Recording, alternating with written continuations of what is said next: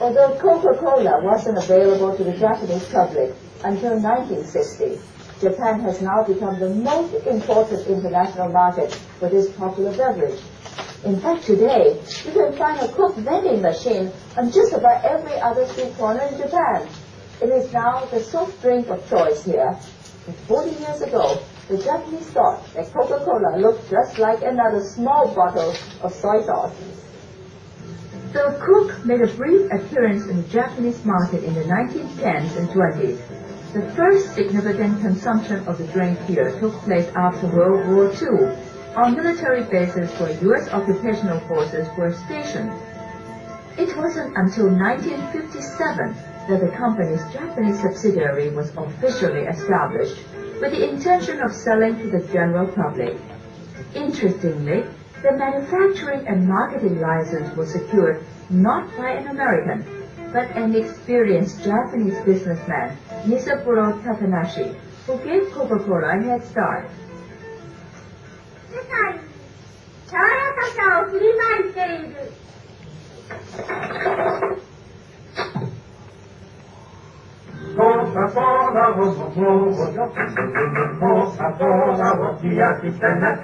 This concept of going into partnership with knowledgeable locals is vital to business success in Japan, and Coca-Cola applied the concept time and again in its selection of powerful local companies like Mitsui and Mitsubishi, who built up its bottling and distribution operations across the country.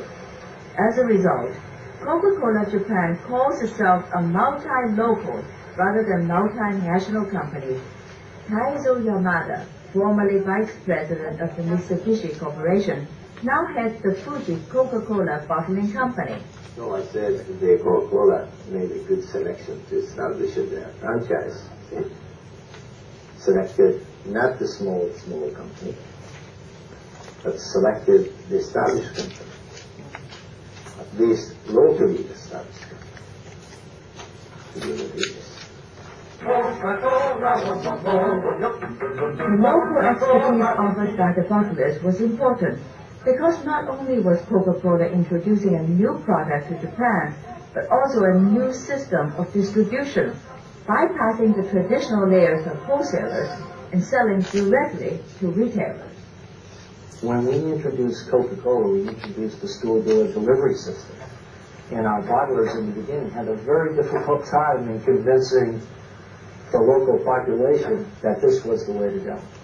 The second aspect of it, which was a major hurdle, was that in the beginning, all of our products were sold for cash. And in Japan, based on the cultural experiences, bills were usually paid back then, once or twice a year. So, they'd say, well, why don't you come back once you regain your senses and start trying to do business in Japan like the rest of the normal people. However, through years of hard work and the strength of the bottling system, Coca-Cola prevailed over initial skepticism and instituted in Japan practices that had proved successful for the company around the world.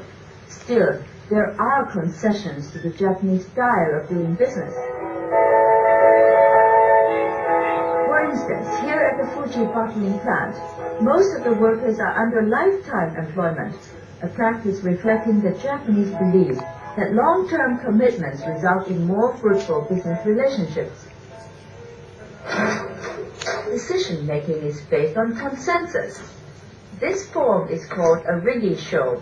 It contains a proposal to which each division or section head must put his stamp of approval before any action is taken.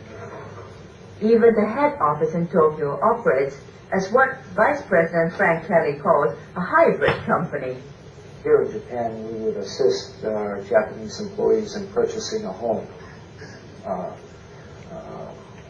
Low-interest loans, as an example. We have a number of social clubs within the company.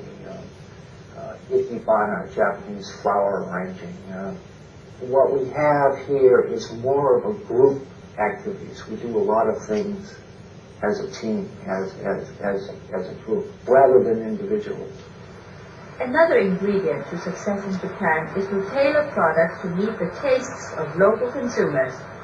For Coca-Cola, this has meant developing a whole new line of products that fall under the broad definition of soft drinks in Japan. In 1970s, the Japanese farmers had overproduced their supply of Nikken oranges. And they came to us and said, is there anything Coca-Cola might be able to do in order to use up this excess supply? And what we did was we formulated a high C 50% juice drink, and thereby generated the eternal gratefulness of the Japanese farmers.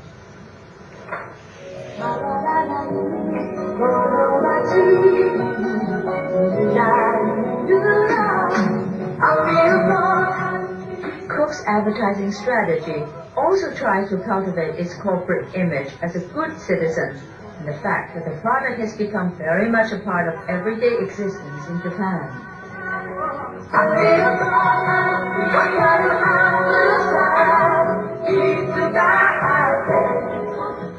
We want to closely identify with the Japanese people. We want to be part of the local community. Yes, we are an international company, but most importantly, we want to be considered Japanese and relate to our Japanese consumers. Over the years, Coca-Cola has strengthened its relationship with Japan to become a classic case of foreign business success here. It holds over 30% of the soft drink market share and over 90% of the cola market. Its distribution system sells to over 1 million dealers. It operates over 700,000 vending machines across the country, and it is also a technological innovator for the company's worldwide operation. Still, it must be remembered that this kind of success isn't achieved overnight, especially not in Japan. I'll tell you a secret. I think the most important thing that you have to learn as a foreigner in Japan is to develop or to have patience. Patience is very important because consensus building is a key to success here. So you have to be patient. You have to let things develop. It is interesting to note that Pepsi-Cola, which was introduced to the Japanese market around the same time as Coke, has been a minor competitor. Many have attributed Pepsi's weak performance to its inability to find strong local partners to help get business started.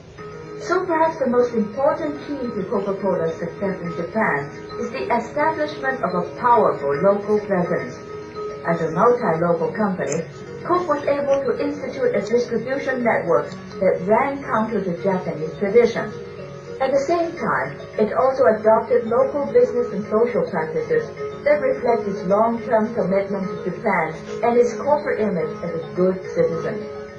And though it already had a world-renowned product line, Coca-Cola Japan readily developed new products to meet changing market trends and needs. Of course, it did help that Coca-Cola was a successful multinational corporation to begin with. But one lesson is clear. In order to succeed in Japan, you have to maintain some form of local presence. It could be an agent, or a distributor, or a subsidiary. But you have to make it clear that you take the Japanese market seriously and that you are in it for the long term. Otherwise, you won't be taken seriously.